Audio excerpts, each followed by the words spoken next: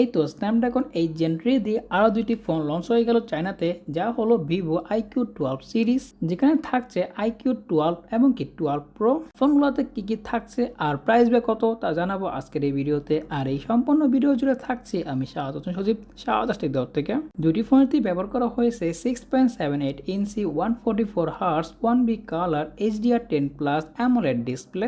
iQOO 12 ব্যবহার করা হয়েছে 1.5K রেজুলেশনের ডিসপ্লে, আর iQOO 12 প্রোতে থাকছে 2K রেজুলেশনের ডিসপ্লে। তাছাড়া iQOO 12 প্রোতে থাকছে IP68 রেটিং।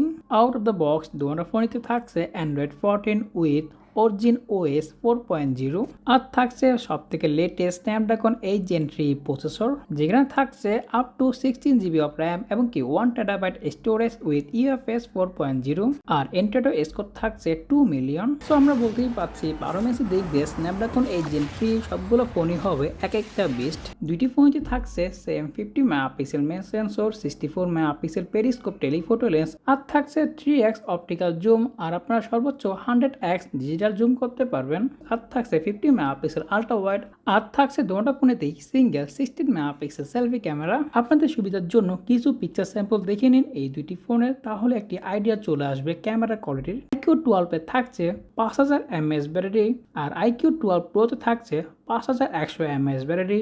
যদিও দুটো ফোনেতেই 120 ওয়াটের ফাস্ট চার্জার থাকছে।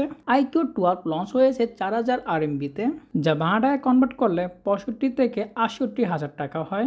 iQOO 12 প্রো লঞ্চ হয়েছে 5000 RMB, যা বাংলা টাকায় কনভার্ট করলে 85,000 টাকার আশেপাশে হয়। আর 12ই ডিসেম্বর এই দুইটি ফোন লঞ্চ হবে ইন্ডিয়াতে। সো দেখা যাচ্ছে বাংলাদেশে আস্তে আস্তে এটি প্রাইস কত হয়ে দাঁড়ায়। সো আজকের এই ভিডিওটি এই পর্যন্ত। এই ভিডিও ভালো লাগলে অবশ্যই লাইক এবং কি শেয়ার করতে ভুলবেন না। আর এরকম ভিডিও পাওয়ার জন্য চ্যানেলটিকে এখনই সাবস্ক্রাইব করে ফেলুন এবং কি পাশে বেল আইকনটি বাজিয়ে দিন। সো আজকের জন্য বিদায় নিচ্ছি আমি শাহাদাত হোসেন সজীব, শাহাদাত থেকে। আল্লাহ হাফেজ।